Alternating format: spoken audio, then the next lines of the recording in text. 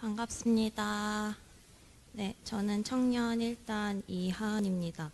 오늘 저는 9월 26일에 썼던 감각 감상 일기 발표를 하려고 합니다. 제목은 한자 사경 2이고요. 지난 1월에 한자 사경이 하기 싫었던 나는 한자 사경에 대해서 심신작용 처리권을 썼다.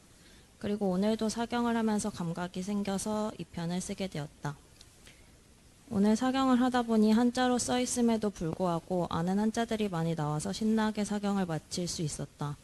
그동안 내가 한자 사경을 왜 싫어했는지 그제야 생각해 보게 되었다. 쓰면서 바로바로 그 뜻을 알 수 없었기 때문이다. 사실 이 부분은 한자 사경을 하기 전에 한글을 읽어보면 해결되는 부분이었음에도 불구하고 귀찮다는 이유를 붙이며 읽지 않았던 나의 잘못도 분명히 있지만 말이다.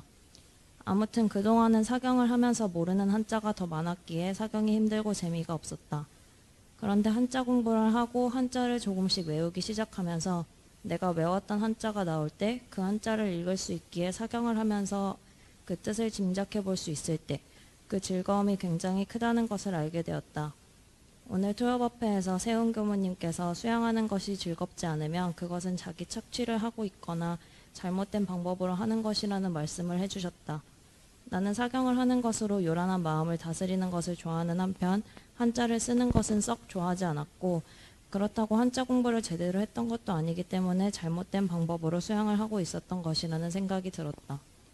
하지만 이제는 한자로 사경을 하는 것 속에서도 즐거움을 찾으니 한자 사경이 조금은 덜 무서워졌다. 하고 싶지 않다는 마음도 많이 사라졌다.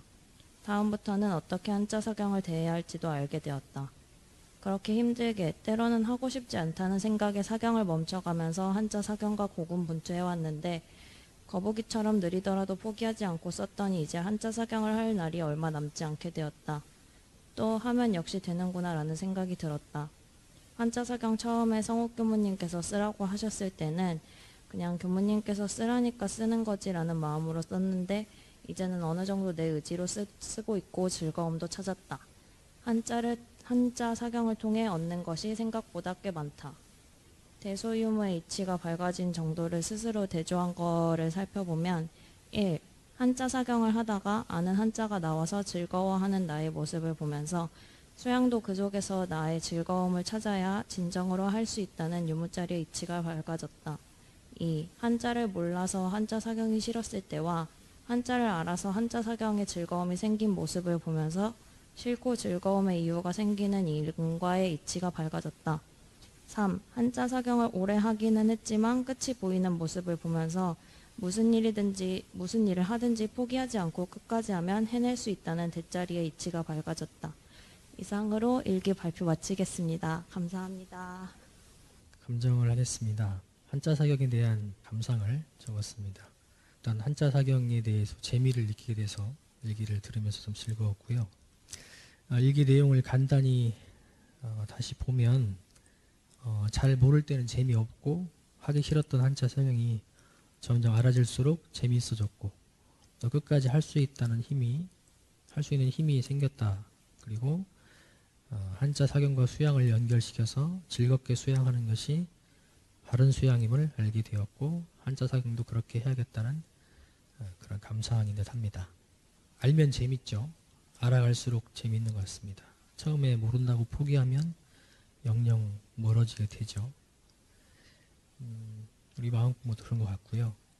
처음부터 재밌는 것은 아마 소비 활동이거나 혹은 전에 이미 해봐서 쉽게 알아지거나 또 할 수 있는 것, 그런 것들이 처음부터 재밌는 것 같고 보통은 처음엔 재미가 없죠. 처음에 재미없기도 했지만 신시민 하운 교우라 교무님 말을 믿고 한 결과 한자 사경의 재미도 알아진 게 된 것 같습니다. 감사항인데 대자리, 유무자리, 인과자리가 밝아진 내용을 스스로 감정을 했습니다. 대자리는 하나인 자리, 없는 자리, 텅 빈 자리임을 확인하는 것이고 소자리는 분명하게 구분되어지는 것, 그리고 유무자리는 그 변하는 자리를 대조하는 거죠. 대조를 잘 했는데 내용상으로 적확하게 맞는가는 다시 한번 점검을 해보면 좋을 것 같고요. 그리고 우리가 일기를 쓰다 보면 여기도 지금 내용이 세 가지가 있거든요. 감상이. 그래서 내용이 많아져서 정확한 감상이 어떤 것인지 또는 이게 심신적인 처리권인지 구분이 잘 안 되는 경우가 있는 것 같습니다. 그래서 우리 하은교도 일기를 잘 썼지만 간명하게 기재하는 습관을 들이면 좋을 것 같고, 또 이렇게 감상이 여러 개일 때는 나눠 써도 좋겠다, 그런 생각이 듭니다. 그리고 특별한 감각이 있을 때는 감각 감상을 쓰는 것도 좋지만 우리가 그런 감각 감상이 자주 일어나는 것은 아니죠. 그래서 우리가 마음이 자주 일어나는 이 생활 속에서 자주 등장하는 심층적인 처리권을 많이 기재를 하면 좋겠다, 이런 생각을 가져보고, 실제로 학사에서 제가 지도를 할 때도 번뇌가 자주 일어나는 우리 젊은 청년들은 심신적인 처리권을 많이 쓰면 좋겠다, 이런 생각을 해봅니다. 좋은 일기 함께 공유해 주셔서 고맙습니다.